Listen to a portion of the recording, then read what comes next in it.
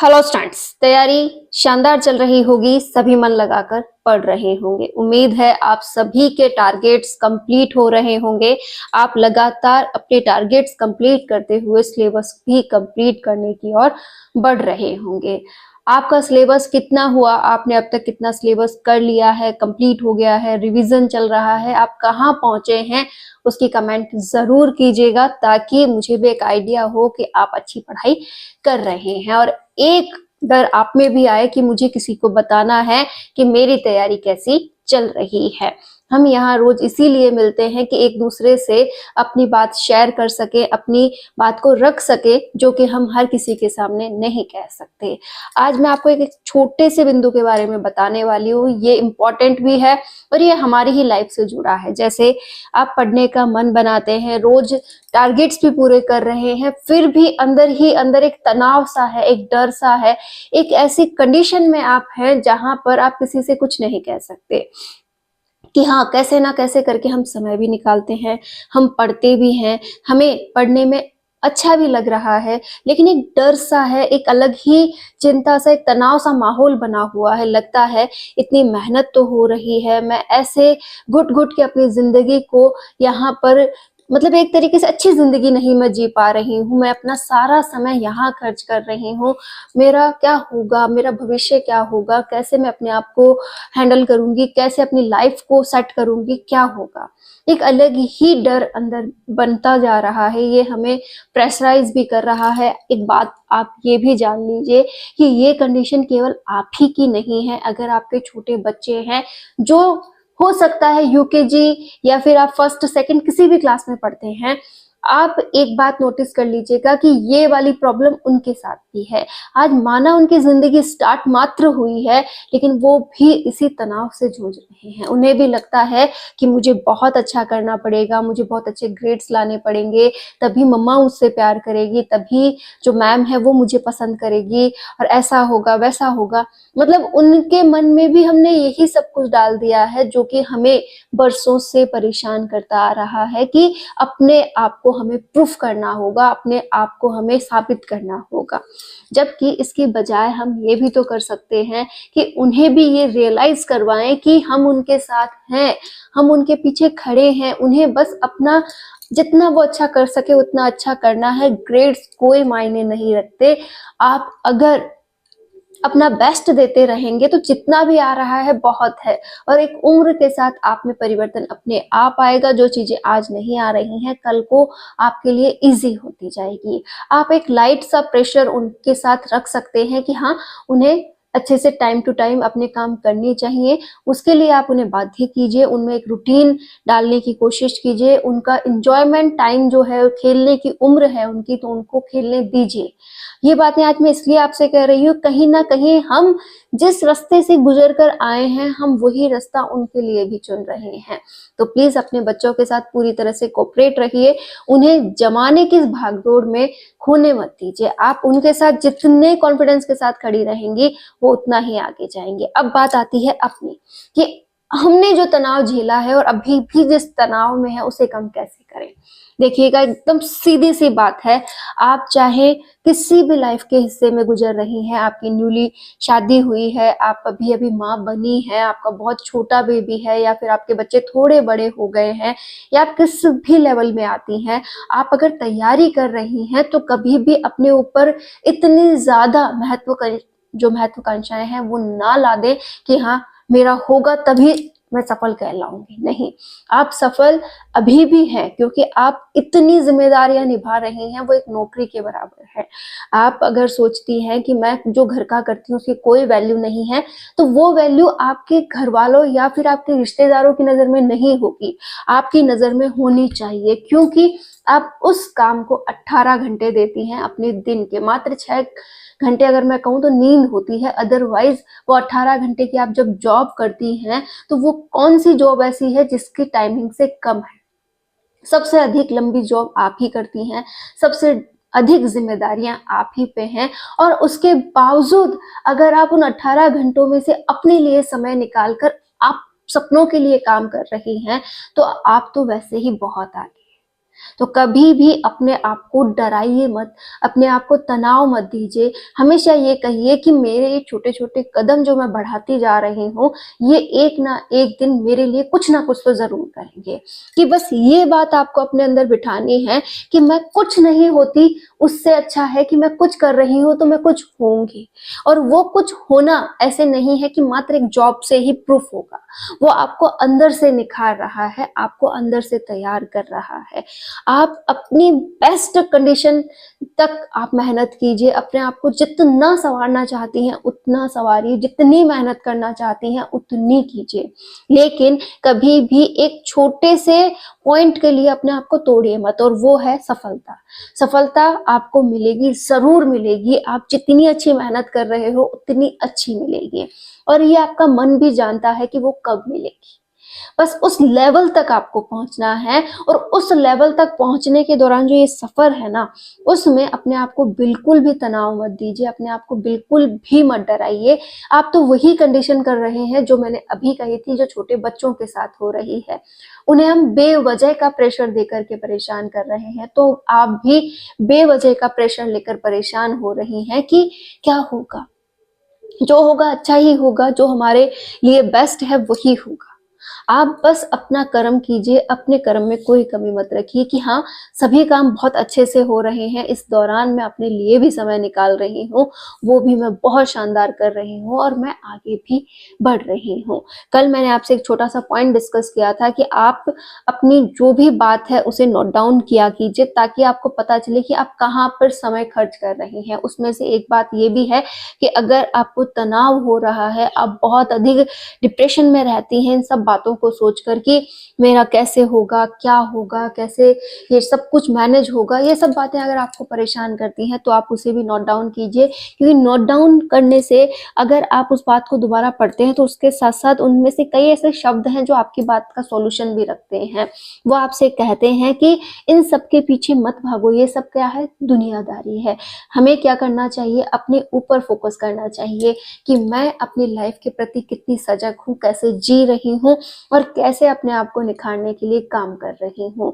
अगर आपने 4 टारगेट्स दिन के बनाए हैं और आप पूरी मेहनत के साथ उन्हें कंप्लीट करना चाहती हैं, और जितना भी आप करती हैं बेस्ट करती हैं, चाहे 2 ही टारगेट्स आपके कंप्लीट हुए हो, लेकिन आपको एक खुशी का अनुभव होगा कि मैं कुछ कर पा रही हूँ। उल्टा आप ये ना सोचें कि अल्ले मैंने तो 4 टारगेट्स सोचे थे, वो चारों तो कंप्लीट हुए ही नहीं, अब मेरा क्या होगा, मेरी लाइफ तो यहीं खराब हो गई, कैसे मैं अपनी लाइफ को जीऊँ। मतलब कुछ भी आपके मन में नेगेटिव आता है तो उसे इग्नोर कीजिए।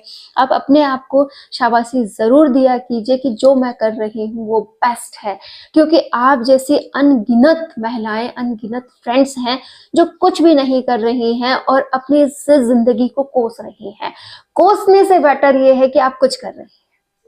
ये मेरा मानना है कि अगर हम जिंदगी को कोसते रहें कि काहे की जिंदगी, कहाँ फंस गई मैं, कुछ नहीं कर पा रही हूँ, मेरी किस्मत में कुछ लिखा ही नहीं है, यही जिंदगी है, यही घिसी-पिटी लाइफ मुझे जीनी है, अगर आप कुछ भी ऐसा सोचती है ना, तो उसे सोचने से ज्यादा बेटर ये है कि आप अपने हर दिन एक छोटा-छोटा कदम जो आप बढ़ाती जा रही हैं वो बढ़ाती जाएं, अपने अंदर इम्प्रूव करती जाएं, और अपने आप को प्रूफ करने की कोई कमी ना छोड़ें। आपकी जो भी तैयारी है, आप हिंदी मीडियम से हैं, आप इंग्लिश मीडियम से हैं, आपसे कितना भी मैनेज हो रहा है, आप 40% तक ही तैयारी कर पा रही हैं, आप 60% का टारगेट लेके चल रही हैं, आपने 100% सिलेबस को कवर करने का सोचा है, ये सब कुछ आप ही पे डिपेंड करता है, आपकी परिस्थिति पे डिपेंड करता है, और आप ही उन्हें बदल सकती हैं।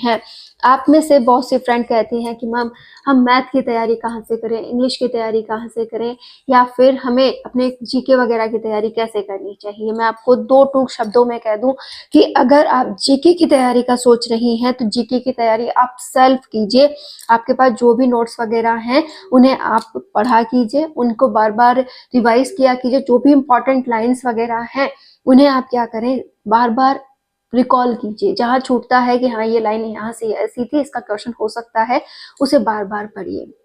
आपको अगर टॉपिक समझने में प्रॉब्लम आती है तो आप उनके क्लासेस कोई भी यूट्यूब चैनल ले लीजिए जहां पर अच्छा पढ़ाया जा रहा हो। और प्लीज आपसे रिक्वेस्ट है, जहां कहीं पर भी एमसीक्यूज बेस पढ़ाया जा रहा है कि 4 ऑप्शन देकर जवाब दिया जा रहा है, आपसे खुद पूछा जा रहा है, तो उसमें बिल्कुल भी ना फंसे, क्योंकि वहां पर टाइम की बर्बादी होती है। बाकी आपकी इच्छा, आप क्या करना चाहते हैं। मेरे अकॉर्डिंग मुझे लगता है कि वहां बहुत अधिक टाइम खराब होता है। उसके बजाय आप ऐसी क्लासेस लीजिए जो आपके सिलेबस के जो भी पॉइंट्स हैं उन्हें थ्योरेटिकली कंप्लीट कराते हो, जो आपको, जैसे हम पहले स्कूल टाइम में पढ़ते थे। एक बार बात को याद करके देखिए, हमें टीचर्स क्या करते थे कि हमारी बुक्स जो होती थी उनमें जो भी चैप्टर होता था उस चैप्टर से जुड़ी हुई सारी बातें जो बुक में लिखी हैं और जो भी उनसे रिलेट करने वाले पॉइंट्स होते थे उन्हें जोड़कर वो बात हमें समझाते थे, और उसके आधार पर हम खुद उसकी तैयारी करते थे। और उसके क्वेश्चन आंसर्स हमें भी छांटने को बोला जाता था कि आप खुद छांट के लाना। फिर टीचर्स भी हमें छटवाते थे कि हाँ इसका जवाब ऐसा होता है, फिर उसका हम होमवर्क करते थे। मतलब कुल मिलाकर एक ऐसी तैयारी हमारी होती थी। तो क्या हम इसका थोड़ा सा अभी यूज कर सकते हैं, जैसे आप वो थ्योरेटिकल क्लासेस ले जहां पर हमें क्या दिखाया गया हो कि पूरी थ्योरी अच्छे से समझाई गई हो, जो भी एक्स्ट्रा पॉइंट्स हैं जो उसमें जुड़ते हैं वो जोड़ करके एक क्लास में मेंशन किया गया हो और उस टॉपिक पर हमारी पकड़ बनवाई गई हो, तो उन क्लासेस को आप चुनिए। मैं किसी को भी सजेस्ट नहीं कर रही, ये आप पर बात छोड़ती हूँ कि जिस किसी भी सब्जेक्ट को आप चुनना चाहते हैं, चाहे आप हिस्ट्री को चुन रहे हैं, आप मैथ को चुन रहे हैं, आप पॉलिटी को चुन रहे हैं, कोई भी सब्जेक्ट अगर आप चुन रहे हैं तो यूट्यूब चैनल पर आप जाएं, अपना सब्जेक्ट, अपनी जो भी, जैसे फर्स्ट ग्रेड मैथ क्लासेस कुछ भी अगर आपको चाहिए तो उसे मतलब टाइटल में ऐड कीजिए। जो भी क्लासेस आपके सामने आती हैं उसे सिलेबस वाइज एक बार मैच कीजिए कि कौन कौन से जो चैनल्स हैं वो किस तरीके से सिलेबस को कंप्लीट करवा रहे हैं, कितनी क्लासेस है। फिर उसके बाद एक क्लास देखिए उनकी, क्या वो आपके सिलेबस से पूरी तरह मैच खाती है, साथ ही साथ वो कैसे सॉल्व करवा रहे हैं, कैसे उसके बारे में बोल रहे हैं, उनके द्वारा जो कहा जा रहा है वो आपको समझ आ रहा है या नहीं आ रहा। इन छोटी छोटी बातों को देखते हुए आप अपने लिए एक टीचर को चुन सकते हैं कि हाँ इनसे मुझे मैथ पढ़नी है, इनसे मुझे हिस्ट्री पढ़नी है और इनसे मुझे पॉलिटी पढ़नी है। वो सब जब आप चुन चुके हो उसके बाद मैं आपसे इतनी ही रिक्वेस्ट करूंगी कि आप दूसरे चैनल पर ना जाएं, दूसरे तीसरे लोगों से वो ना पढ़ें। जैसे हिस्ट्री का एक फिक्स कर लिया तो एक ही से पढ़ें। फिर बात आती है कि चलो पढ़ भी लिया, उनसे हम रोज एक क्लास सुनते हैं और वो आप 2x पे सुन रहे हैं, 2x पे देख करके नोट्स बना रहे हैं, वो आप पे डिपेंड करता है। लेकिन अब अगर हम बात करें तो एग्जाम में इतना टाइम नहीं है, तो आप मात्र उन क्लासेस को डाउनलोड कर लीजिए, अपने ईयरफोन लगाइए और उन क्लासेस को सुन मात्र लीजिए। जो भी हिस्ट्री, ज्योग्राफी, पॉलिटी वगैरह की क्लासेस हैं उन्हें आप सुन मात्र लीजिए। और सुनते सुनते आप अगर काम करने वाली, मतलब आप घर में काम कर रही हैं उस समय भी आप उन्हें सुन सकती हैं। आपने जो पढ़ा है, अपनी बुक्स में भी तो वही थ्योरी लिखी है, आपने जो उनसे सुना फिर उसे जब आप पढ़ेंगी, अपनी बुक्स में से उस टॉपिक को पढ़ेंगी तो वो आपको रिलेट होगा और आप बहुत अच्छे से उसे समझ पाएंगी। तो एक तरीका तो आप ये लगा सकती हैं। दूसरा तरीका आप लगा सकती हैं कि जो थ्योरी आपने पढ़ ली, आपको लगता है कि इसमें कुछ समझ नहीं आ रहा, उन क्लासेस को आप ले सकती हैं, सारी क्लासेस की जरूरत नहीं। तो ये कुछ बातें आप पे डिपेंड करती हैं। इंग्लिश, मैथ के लिए आप सिलेबस वाइज देख लीजिए कौन आपके सिलेबस को अच्छे से कंप्लीट करवा रहा है, और जो भी बुक आपके पास है उस बुक के अनुसार, जो बुक में भी तो थ्योरी वगैरह है उसके क्वेश्चन आंसर्स हैं, तो आप मेंशन किए हुए जो टॉपिक्स आपके पास है उससे उन्हें रिलेट करके चेक कर सकते हैं कि वो सही है या नहीं है। उसके बाद आप एक क्लास लीजिए, उन्हें समझिए, उसे अप्लाई करके देखिए, जो अपने पास आप पास क्वेश्चंस वगैरह हैं उस पर उन्हें सॉल्व करने की कोशिश कीजिए। जो टाइप्स वो लोग बता रहे हैं कि ऐसे क्वेश्चंस इस पे ऐसे तैयार करने हैं, उन्हें आप अप्लाई करके देखिए। यही वो बिंदु होते हैं जहां से हम तैयारी कर लेते हैं। तो कभी भी किसी की देखा देखी नहीं करनी, जो आपको एक रास्ता दिखाई दे रहा है उसी पर चलते हुए आपको तैयारी करनी है।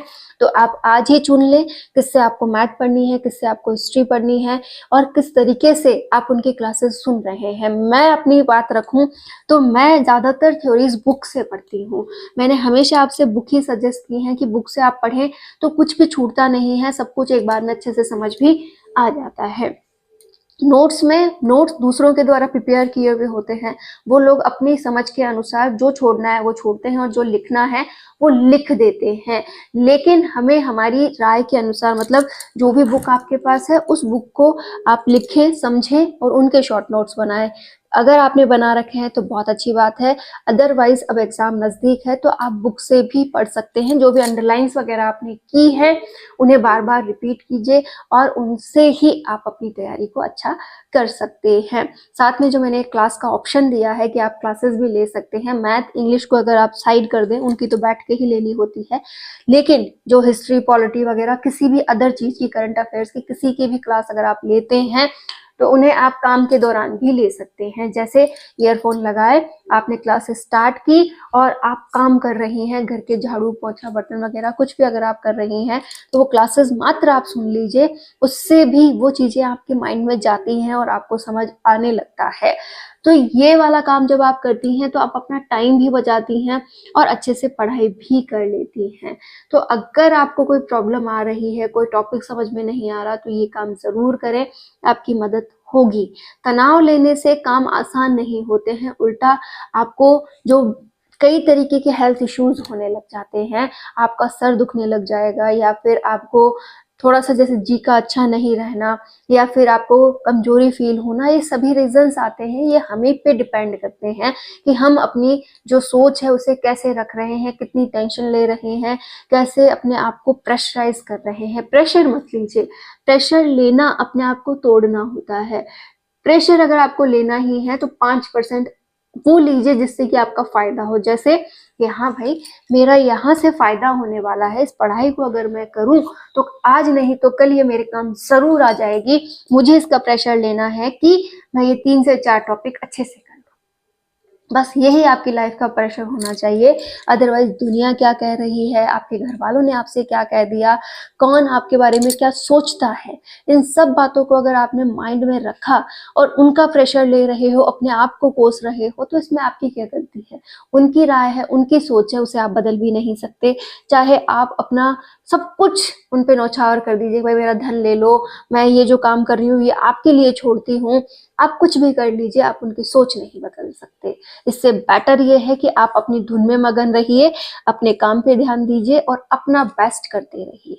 अगर सामने वाले को जरूरत होगी, सामने वाला अगर चाहेगा कि हाँ, कि ये व्यक्ति बिल्कुल सही दिशा में चल रहा है, इसके आगे बढ़ने के चांसेस है और आप आगे बढ़ भी गए, तो वो अपने आप आपकी लाइफ में एंटर हो जाएगा और कहेगा भाई मैंने तो पहले ही कहा था कि ये अपनी लाइफ में सफल जरूर होंगे। तो ऐसी बातों के लिए आपके पास अभी समय नहीं होना चाहिए कि दुनिया क्या कहे, दुनिया आपके बारे में क्या सोचे।